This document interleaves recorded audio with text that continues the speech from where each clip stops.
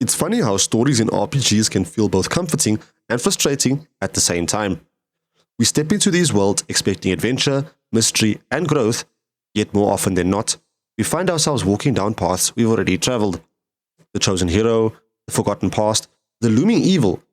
They are familiar beats that echo across countless titles. For some players, that familiarity is a part of the charm, a reassurance that they know what to expect. But for others, it's a reminder that creativity has stalled, and the narrative is leaning too heavily on patterns we've seen before. And that's where predictability becomes a problem. Tropes themselves aren't inherently bad. They're storytelling tools, building blocks that have shaped myths and legends for centuries. But when they're used without variation, without a spark of invention, they stop being engaging and start feeling recycled. Today, we'll explore why these tropes show up so often in RPGs, how they became so ingrained in the genre, and why players are increasingly wary of seeing the same story unfold again and again. But before we can explore the specific tropes that dominate RPGs, it's worth pausing to define exactly what a trope is, and why it matters in the first place. So what exactly is a trope? At its core, a trope is a recurring device or theme, a recognizable pattern that storytellers use to quickly establish meaning. They're not inherently negative. In fact, tropes are the shorthand of narrative, the familiar cues that help audiences connect with a story without needing everything explained from scratch. In RPGs, tropes often serve as anchors: the chosen hero, the ancient evil, the wise mentor. They give players a sense of direction and familiarity in worlds that are otherwise vast and complex. The problem arises when these tropes stop being tools and start becoming crutches. When every new RPG leans on the same predictable beats, players begin to anticipate the story before it unfolds, and that sense of discovery fades. What once felt like mythic resonance now feels like recycled storytelling. And to understand why predictability has become such a sticking point, we need to look more closely at the specific types that dominate the genre. The chosen hero. One of the most enduring tropes in RPG storytelling is the idea of the chosen hero. It's a concept that stretches back to myth and legend, where figures like Hercules or King Arthur were destined to rise above ordinary people and fulfill a grand purpose. Early RPGs borrowed heavily from this tradition, using the chosen hero as a way to give players a clear identity and a sense of importance in the narrative. It was simple, effective, and immediately engaging. You weren't just anyone, you were the one.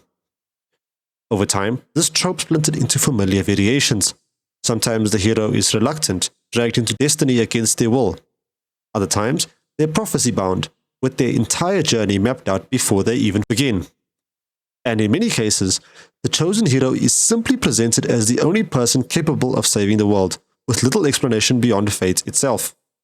These variations gave developers room to experiment, but they rarely strayed far from the same core idea. The player is special because the story says so. Examples of this trope are everywhere. Final Fantasy X leans heavily on prophecy through Tidus and Yuna's intertwined destinies, while the Dragon Quest series has built its identity around heroes chosen to defeat evil.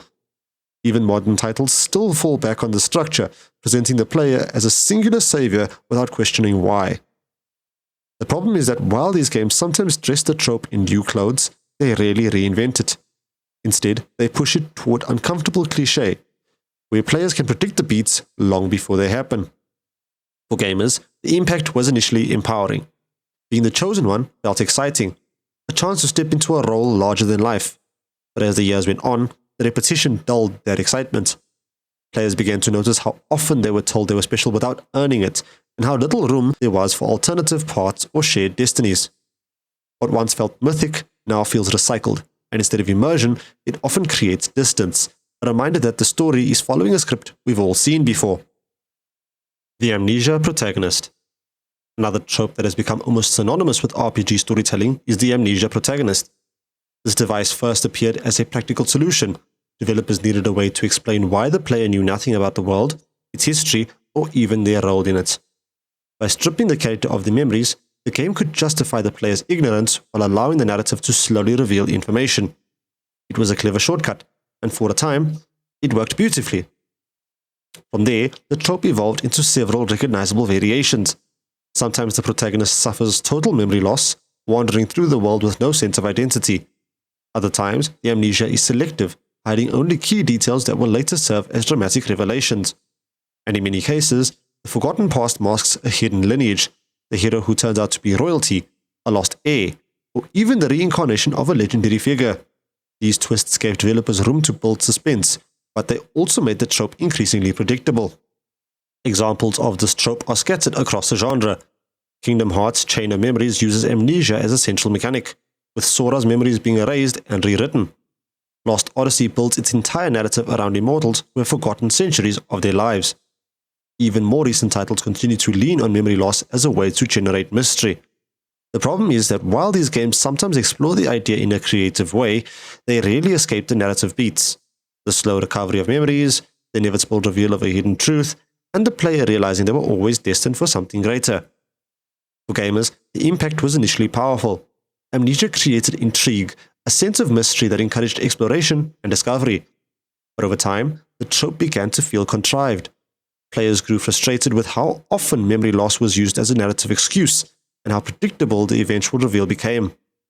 Instead of suspense, it often led to impatience, waiting for the inevitable moment when the protagonist's true identity would be unveiled. What once felt like clever storytelling now feels like a recycled trick, leaving players disengaged rather than invested. Ancient evil returns. Few tropes are as deeply embedded in RPG storytelling as the return of an ancient evil. Its roots lie in folklore and myth, where demons, gods, or cursed beings were sealed away by heroes of old, only to resurface when the seal inevitably weakens. Early RPGs adopted this structure because it provided instant stakes. The world's in danger, and only the player can stop the cycle from repeating. It was dramatic, mythic, and easy to build a sprawling adventure around. Over time, the trope branched into familiar variations. Sometimes the villain is a god resurrected by misguided cultists. Other times, it's a corrupted force that was never truly destroyed, only delayed. And in many cases, the ancient evil is tied to a prophecy, ensuring that its return feels inevitable. These variations gave developers flexibility, but they rarely strayed far from the same rhythm.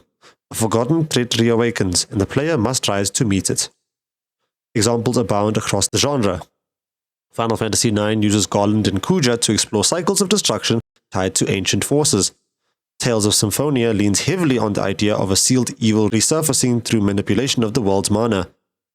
Even modern RPGs continue to rely on this trope, often dressing it up with new lore but following the same beats. The issue is that while these games sometimes add layers of complexity, they rarely reinvent the core idea. Instead, the trope drifts toward cliché, where players can predict the big bad twist long before the reveal. For gamers, the impact was initially thrilling. Facing an ancient evil gave the story a sense of scale and urgency, making the player's journey feel epic. But as the trope repeated across decades, its power diminished. Players began to anticipate the reveal, recognizing the signs of a sealed villain or a cyclical battle before the narrative confirmed it. What once felt mythic now feels recycled, and instead of awe, it often produces fatigue, a reminder that the story is following a script we've all seen before. Fetch and collection quests. If there's one trope that players recognize almost instantly, it's the fetch quest. This trope emerged in the early days of RPG design as a practical way to extend playtime and encourage exploration. Developers needed tasks that could fill the gaps between major story beats, and sending players out to collect herbs, monster drops, or rare relics was an easy solution. It gave the illusion of activity and progress, even when the narrative itself wasn't moving forward. Over time, fetch quests splintered into familiar variations. Sometimes it's gathering mundane items like plants and minerals. Other times it's hunting specific monsters for drops, or retrieving relics scattered across the map. Escort missions even became a cousin to the fetch quest, where instead of items, the player is tasked with delivering people safely from one point to another. These variations gave developers flexibility, but they rarely disguised the underlying repetition. Go here, collect this, return to the quest giver. Examples of this trope are everywhere. World of Warcraft built entire quest chains around collecting items, often requiring dozens of repetitive tasks. Skyrim leaned heavily on fetch quests to populate its vast world, sometimes layering them into guild storylines, but rarely escaping the grind.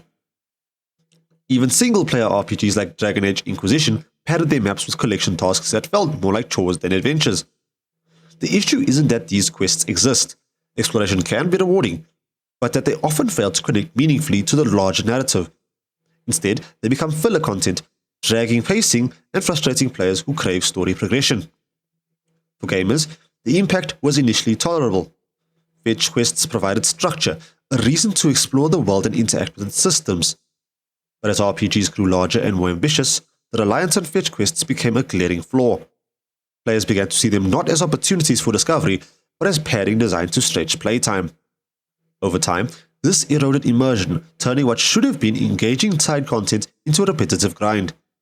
What once felt like a small diversion now feels like recycled filler, leaving players disengaged and questioning whether the game values their time. Mentor's death. Another trope that has become almost expected in RPG storytelling is the death of the mentor. Its origins lie in classic literature and myth, where the guide or teacher exits the stage so the hero can grow on their own. In many ways, it's a narrative shortcut. By removing the mentor, the story forces the protagonist to step into independence, symbolizing the transition from student to leader. Early RPGs embraced this device because it provided an emotional turning point and a clear shift in responsibility for the player. Over time, the trope splintered into recognizable variations. Sometimes the mentor sacrifices themselves to protect the hero, embodying selflessness. Other times, the mentor's death becomes a betrayal twist, shocking the player with unexpected treachery. And in some cases, the mentor simply fades away due to illness or age, leaving the hero to carry on. These variations gave developers room to experiment, but they rarely strayed far from the same rhythm. The mentor dies, and the hero must continue alone. Examples of this trope are scattered across the genre.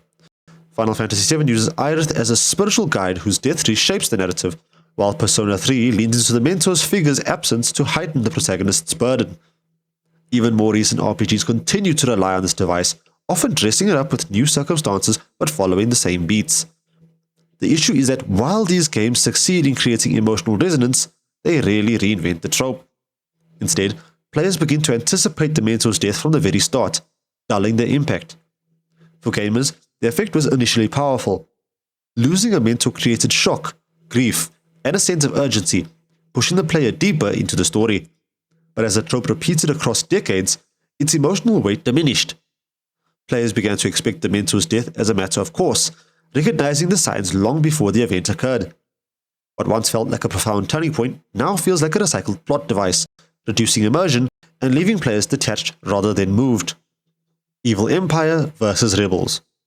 The struggle between an oppressive empire and a ragtag group of rebels is one of the most recognizable tropes in RPGs. Its origins are easy to trace. History is filled with revolutions, uprisings, and battles against tyranny, and popular culture, most notably Star Wars, cemented the image of rebels fighting against overwhelming odds. RPGs adopted this framework early because it provided instant drama and clear moral stakes. Players knew who to root for, and the narrative could unfold against a backdrop of resistance and hope. Over time, the trope splintered into familiar variations. Sometimes the empire is a corrupt kingdom, exploiting its people for power. Other times, it's a dystopian corporation, draining resources and crushing individuality. And in many cases, the empire is simply a faceless regime, a stand-in for oppression itself. These variations gave developers flexibility, but they really strayed far from the same rhythm. Rebels rise, empire falls, and the cycle repeats. Examples of this trope are everywhere. Final Fantasy VI pits the heroes against the Gestalian Empire, weaving rebellion into every corner of the story. Xenogears explores resistance against oppressive systems and philosophical depth, but still follows the familiar beats of rebellion versus control. Even modern RPGs continue to rely on this trope, often dressing it up with new lore, but rarely reinventing the structure. The issue is that while these games sometimes succeed in creating emotional resonance, they often fail to escape predictability. Players can anticipate the rebellion arc long before it unfolds, recognizing the signs of oppression and uprising as recycled storytelling. For gamers, the impact was initially powerful.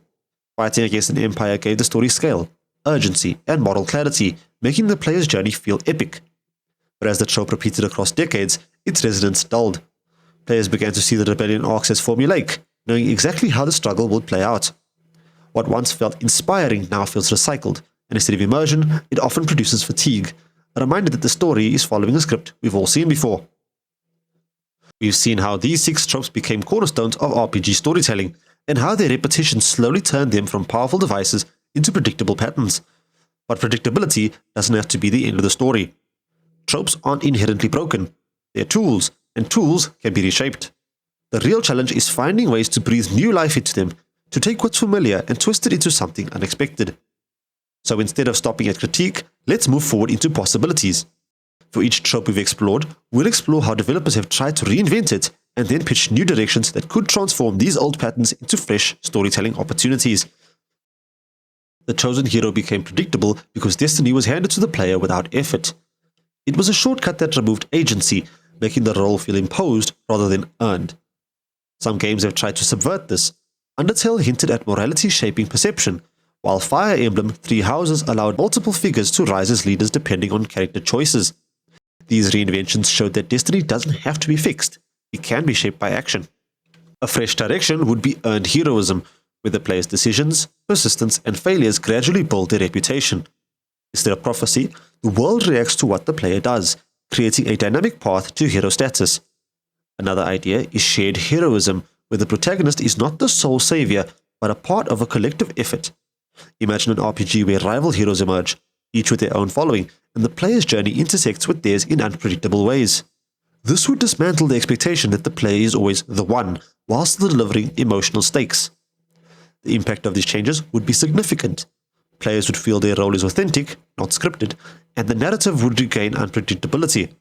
Instead of recycled destiny, the story would reflect agency, making each playthrough feel unique and immersive.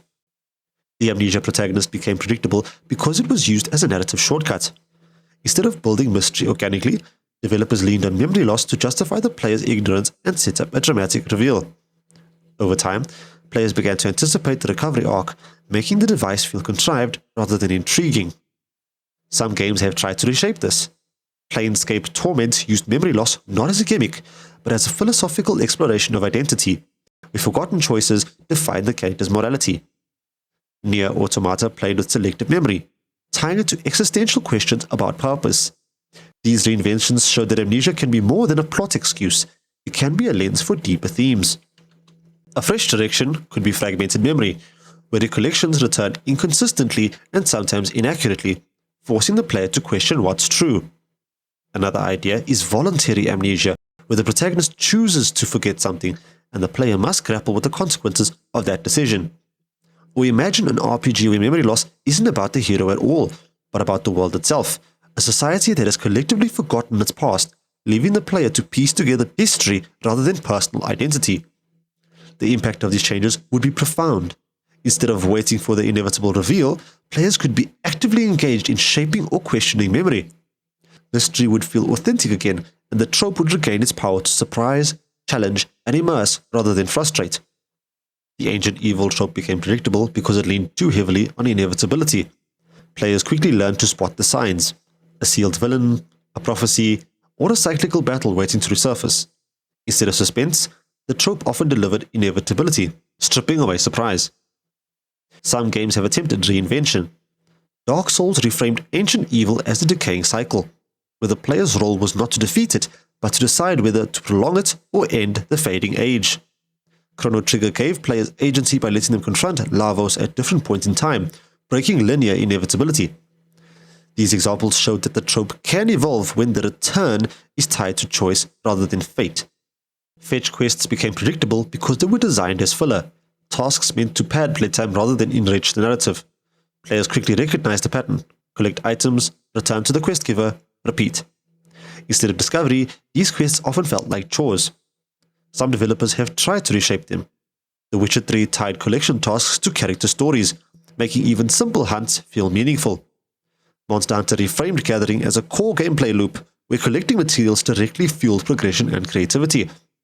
These reinventions showed that fetch quests can work when they're integrated into the larger narrative or mechanics, rather than standing alone as busy work. A fresh direction would be contextual collection, where rare items gathered reveal lore, history, or secrets about the world. Imagine an RPG where each herb or relic carries a story, piecing together fragments of culture or past events. Another idea is dynamic consequences, where failing to collect or choosing not to deliver items changes the outcome, perhaps weakening allies, altering faction trust, or reshaping the environment. Or consider player-driven collection, where quests emerge organically from the player's needs, like crafting unique gear or building settlements, rather than being imposed by NPCs. The impact of these changes would be transformative. Instead of feeling like repetitive chores, collection tasks could become opportunities for immersion, choice, and storytelling.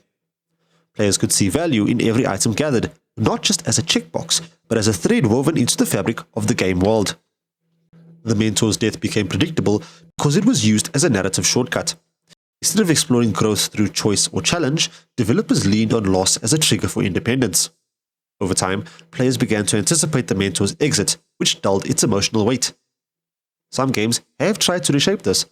The Legend of Zelda Breath of the Wild reframed guidance through memory and distant echoes rather than a living mentor. Persona 5 kept mentors alive but complicated their roles, showing how guidance can evolve into tension or mistrust. These reinventions showed that mentorship doesn't have to end in death to drive growth. A fresh direction could be living mentorship, where the mentor remains present but changes over time, perhaps growing weaker, morally conflicted, or even dependent on the player.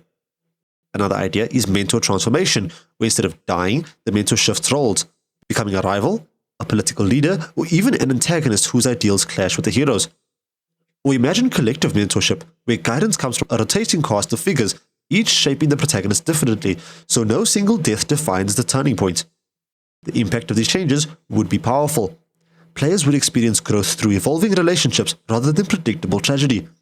Emotional resonance would return, not through shock, but through complexity, making mentorship feel dynamic, surprising, and deeply human. The evil Empire versus Rebels trope became predictable because it leaned on clear moral binaries. Rebels good, Empire bad. While that clarity made stories accessible, it also flattened nuance. Players began to anticipate the rebellion arc before it unfolded, knowing the Empire would inevitably fall. Some developers have tried to reshape it. Final Fantasy XII complicated the Empire by showing internal politics and sympathetic figures, while Xenoblade Chronicles blurred the line between oppressor and oppressed through shifting perspectives. These reinventions proved that rebellion stories gain strength when they embrace complexity rather than simplicity. A fresh direction would be moral ambiguity, where the rebels are fractured, self-interested, or even corrupt, and the Empire has legitimate reasons for its rule. Another idea is dynamic allegiance, where players can choose to side with either faction, and the narrative adapts to reflect the consequences of that choice. Or imagine post-rebellion storytelling, where the Empire has already fallen and the challenge lies in rebuilding, exploring how rebels transition from resistance to governance, and whether they succeed or fail. The impact of these changes would be substantial. Instead of predictable arcs, players could face genuine dilemmas, unsure of which side to trust or how the events will unfold. The trope would regain its resonance, not through recycled revolution, but through layered storytelling that reflects the messy realities of power, resistance, and survival. What these 6 tropes reveal is not just the history of RPG storytelling, but the tension between tradition and innovation. They began as powerful devices, rooted in myth, culture, and design necessity. Over time, repetition dulled their edge, turning them into predictable beats that players could see coming. In the end, tropes are tools, and tools are only as powerful as the hands that wield them. The future of RPG storytelling lies not in discarding these familiar patterns, but in daring to twist them, question them, and rebuild them into something new. That's how the genre moves forward, not by breaking tradition, but by breathing life back into it. So the question becomes, what kind of stories do we want to see next? Should heroes earn their destiny? Should memory loss challenge truth? Should rebellions blur morality? The answers lie not just with developers, but with the players who crave something new. Thanks for watching, and as always, stay safe everyone. Bye for now.